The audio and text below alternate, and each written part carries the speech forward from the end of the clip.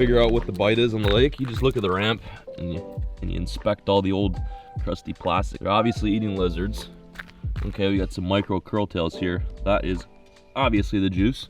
What else? Ooh, black motor oil culprit worms. I'm thinking this is probably what they're chomping on. What's the best one? Catch a bass on that one. Like that there one. we go. That's a full-on Senko. That's fresh, man. Why'd they throw that away? That's a brand new GYB. I don't even know why you guys would go on forums or ask your buddy what the hot bite is. Just go to the ramp, pull up, look around.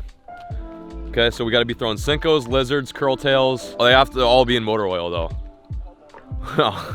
Okay, I'm done boring you guys. Let's go catch some fish.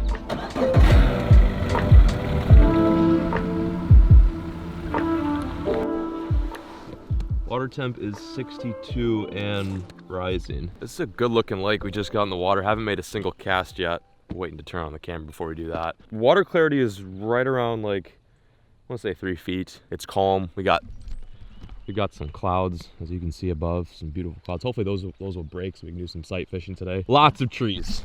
Lots and lots of trees. This was the scariest run of my entire life. It wasn't even a run, I just idled to this spot and it was super scary. I hit probably 4 stumps, got stuck twice. Not exaggerating, that was that was not cool. Especially in someone else's boat, that is not a good feeling. Look at that, just on cue. I'm on top of a stump right now. Like, how do you fish this lake, man? Holy bejeebus. Yourself in the water. Look at those stumps. You see those stumps? Imagine hitting all 3 of those at once. That's something I would do here. It's all you, man. I can't. This is stressing me out. I can't do this in someone else's boat. At first glance, this lake is obviously full of stumps. You guys can see it above the water. There's a ton below the water. And rather than just kind of pitching around like aimlessly with a slow moving bait like a crawl, I'm gonna try to find some stragglers, some roaming fish with a little 1.5 crankbait, little square bill. Surprisingly, a bait like this with big trebles actually knocks off wood really well. It's like a star. Looks like cauliflower. It's that cauliflower. There's one. Oh, seriously, I had one. Big? Dead serious. I don't think it was big, but I swear to God that was a bite. Hit the log and he freaking cranked it. That was cool. Can you land that next time? Look at no grass. How do you land fish? I forget. It's been like 2 days since I caught one. It's because I'm rolling with you. That's the issue. You're no good luck. I'm no good grammar. You're no good luck. Oh, there's another bed right there. Big one, big bed. We've located the mattress depot. Poles down. PP's down. Oh yeah, he's on there. Big? Giant. Like seriously, like 10 pounds. Oh yeah, they're full locked in. Since it's so warm.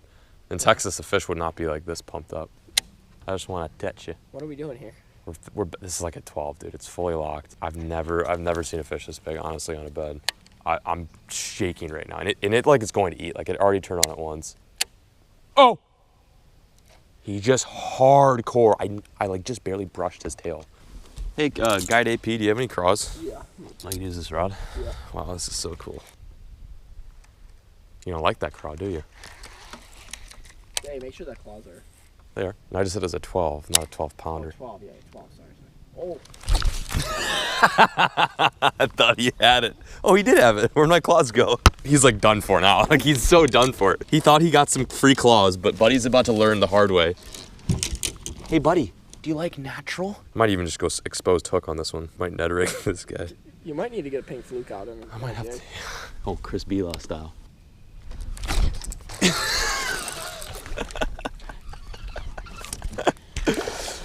Yeet!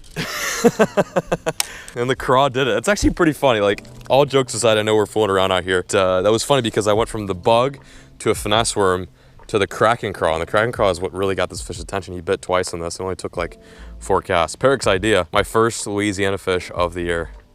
Honestly, not that bad. You can't complain. It's a pretty fish. So we said it was a 12. We meant 12 inches. You! Back in the water she goes. Go back to your bed. Hammered it. Thanks for filming. And there we have it. 1 fish down. I think we're ready to go. You want to get back on the road? Yeah. Let's New Orleans is calling our names. And that is what a Louisiana bass looks like. It's funny because, you know, Louisiana's not that far from Texas. I just don't fish here that much. I think that might be my second ever Louisiana largemouth. Need to fish here more. It's got a lot of grass. It's just kind of a really sweet state for structure. I want to catch them off the bed too. I want to try to crank some up. I imagine some of these fish are moved off beds, but I imagine a lot are starting to move up. So crankbait's the way to go, I think.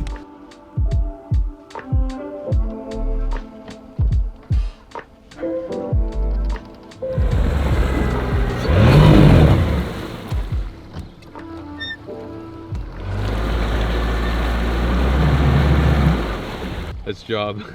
Oh my gosh. Yeah, this lake is an absolute minefield.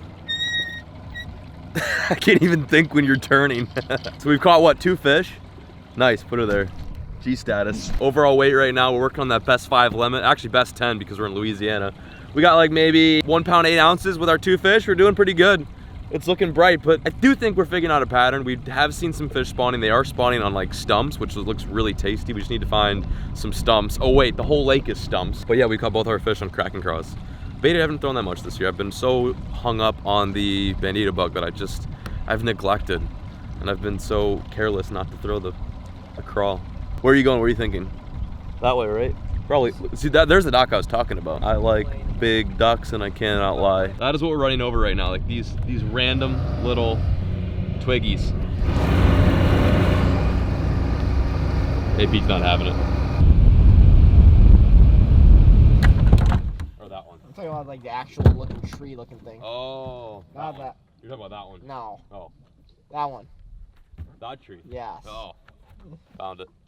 We're recording. What up, gang? Right on that log right there is a legitimate bed. Something I've never seen but I've heard many times before is that like bass and pressured lakes will often, rather than spawning in the shallows like in sandy areas, they'll spawn right on top of a stump, like a log. But that right there is a crazy scenario in which we were driving past, we're scooting past this little dock, and there was a bass sitting on top of the log, and immediately I'm thinking we're seeing fish on beds. I wonder if that fish is guarding like some eggs on top of the stump. Got right next to it, put the GoPro in the water, and you can see the tiny little eggs right on top of that tree, which is really wild. Kind of a unique situation. I've never seen that growing up in Illinois.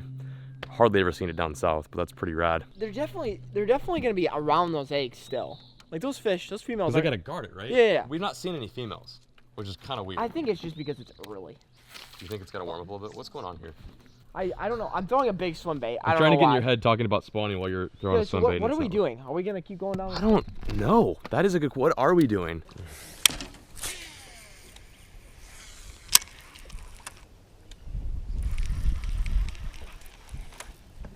There's one.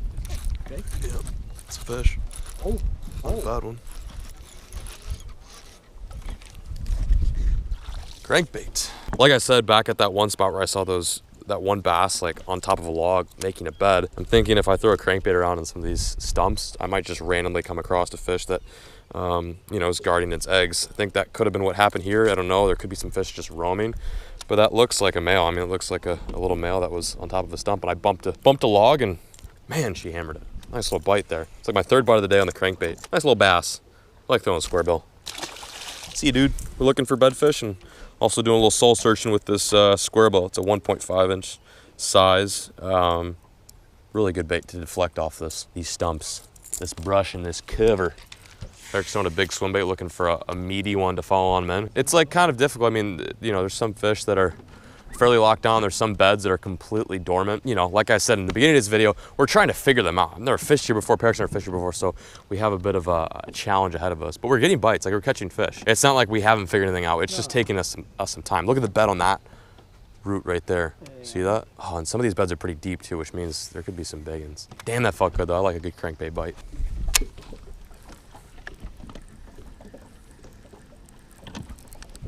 There's one.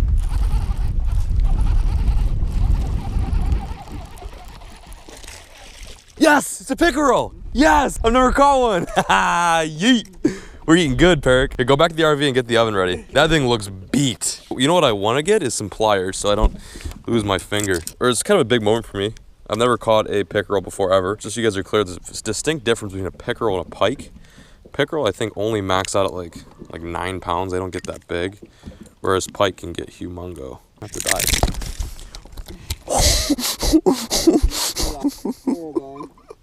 Quickly.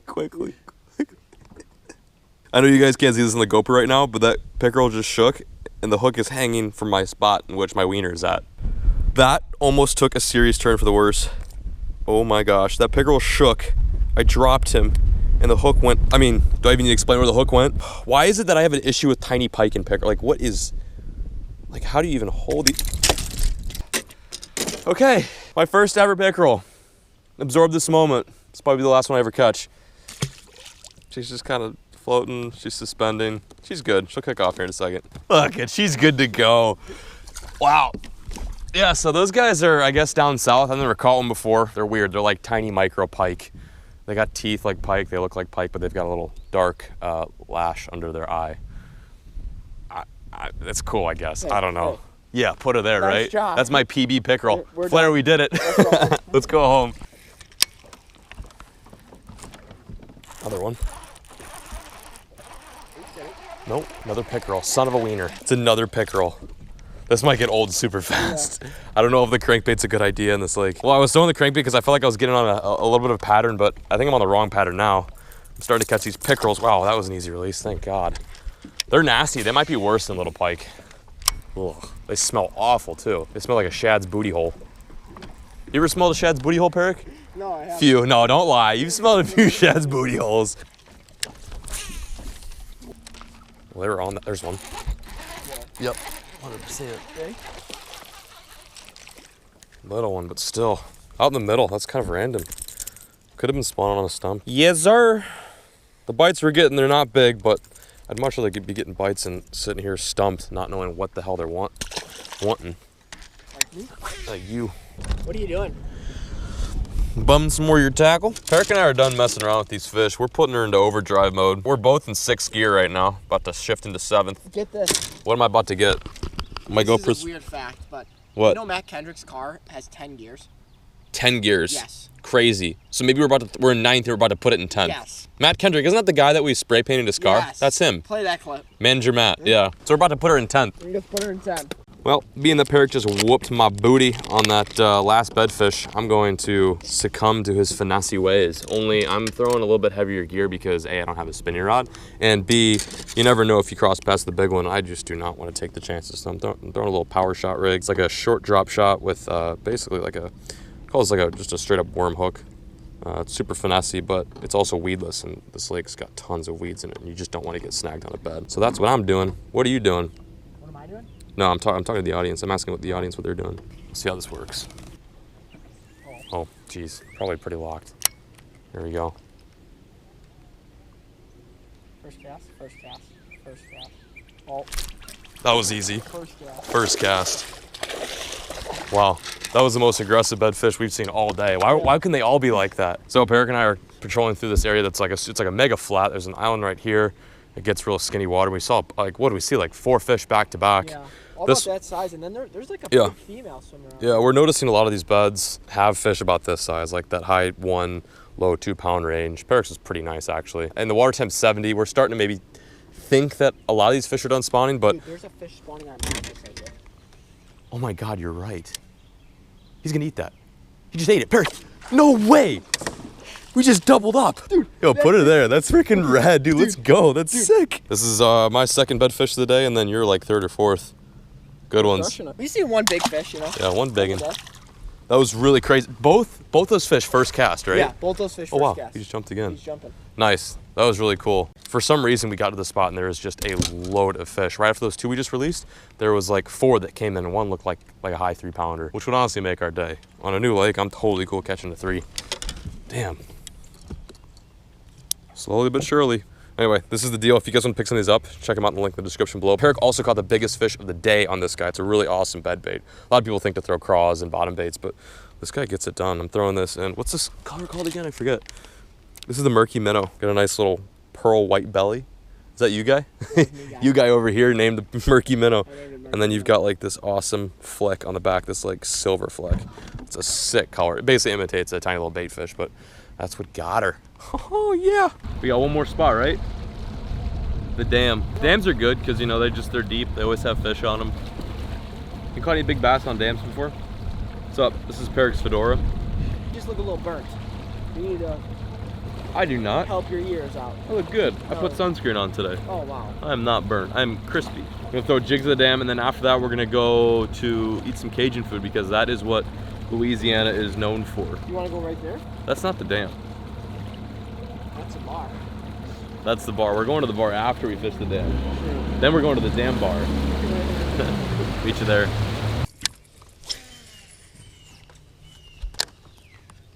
That's all she wrote. I don't think there's any more to catch. We caught them all. Wore them out today. You ready to go back to the ramp? You want a sandwich? You hungry? For me? Yeah, you. You want a sandwich? Yeah, sandwich. Okay, let's go get a sandwich. Woo! Much love.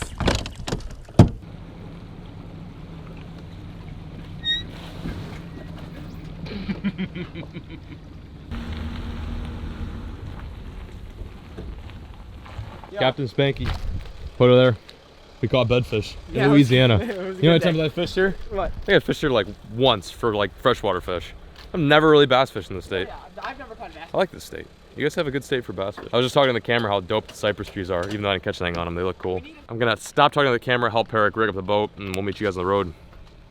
Meet you there. Drive? Meet you there. No, I don't want to drive because I caught a 6-pounder. Oh. Okay. I'm in the back of AP Basson's bus, trying to get some much needed editing done, but seeing as I've been so focused on filming and not so much editing, I've got like all of this backlog footage. It's getting to be a little bit too much, to the point where I think I'm sitting on like, I mean, I don't know, I think maybe 7 videos, which in all honesty isn't a bad thing, but it just means that like a lot of these videos that you guys will be seeing won't necessarily like line up with what's going on currently. So like, for example, right now I'm editing a video that I filmed, careful. For example, this video that I'm editing currently was filmed maybe like a week and a half ago, which isn't that long, but it's just like, I got on this like really long like stint where I'm fishing every single day and I'm filming every single day, and I wake up at 6 and then I don't go to bed until like 10 and I have no time to edit, and it's just, anyway, you get what I'm saying. But one cool thing that is coming to this channel, hopefully in like less than a month, is I will be hiring my first ever like employee, so to speak. I don't know if you guys remember that one video I filmed like in the beginning of February with Bryce, but there's this dude named Alex. He's gonna be helping me out with a lot of the workload, a lot of the editing, so then I can go on these big trips, you know, knock out a bunch of content, film a bunch of stuff for you guys, and then it doesn't seem so relevant when it's uploaded like a year later. So that's gonna be super huge. He's moving down to Dallas, I think, roughly like April 7th. It'll be really cool to have him a part of the team to help me out with all of this stuff, which can be super overwhelming. In a good way, I'm not complaining, you know. I actually have nothing to complain about when I've got all this great footage and, you know, dope B-roll to share with you guys at home. If you notice the edits get a little bit different, a little bit better, if you're noticing more videos, it's because I have some help, some much needed help. So yeah, I'm really pumped for that, just because editing the back of AP Basson's RV is not exactly the most comfortable thing to do. Like, I'm getting jostled around like a rag doll right now. Yeah, I don't know why, I just thought I should share that with you guys. It's pretty important. It's kind of a big change to this channel, but it's a very good change. I'm certain of it. APP is driving. Should be in there about 2 hours. I'll catch you guys when we're there. I think we're meeting up with 2 legends, so you guys will have to, I'll have to show you guys who those legends are once we get there. Wow, I can't even think it's so bumpy. I don't even know if this is gonna work. Oh.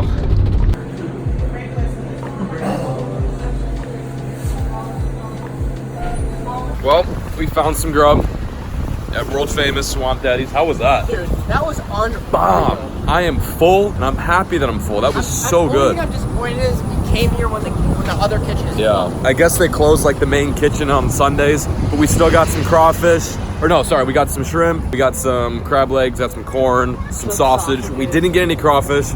Eric and I are not big crawfish guys. Nah, I like it. I like it fried. You can tell we're in Louisiana because there's well, there's a giant crawfish in the parking lot.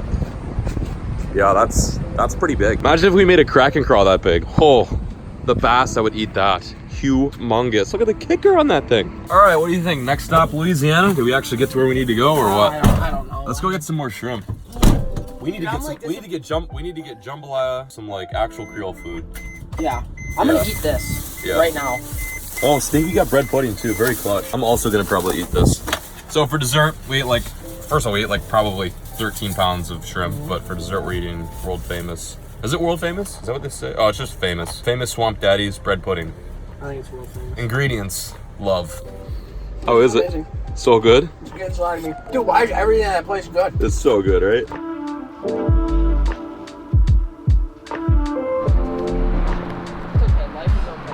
Oh, we have made it. Shout out to Peric for making the drive super easy. We're staying at the Courtyard Marriott in downtown-ish New Orleans. There's Wes right there. He's gonna be filming this whole endeavor for Mystery Tackle Box. Peric and I and Lawson are just the faces of this. We don't really do anything. We just kind of stand around, cast a rod and make it happen, but somehow we made it. I think I'm gonna close today's video out here. It's getting pretty late. I gotta edit some videos for you beautiful people out there. And yeah, we got a long journey ahead of us. This will probably be the last video I film in a few days, just because we'll be filming all of that mystery tackle box stuff, collecting some epic content, which you guys hopefully will enjoy. But that's it. Thank you guys so much for watching today's episode. I love you, New Orleans. Love you, Louisiana. Peace out. As always, folks, keep fishing. Never stop.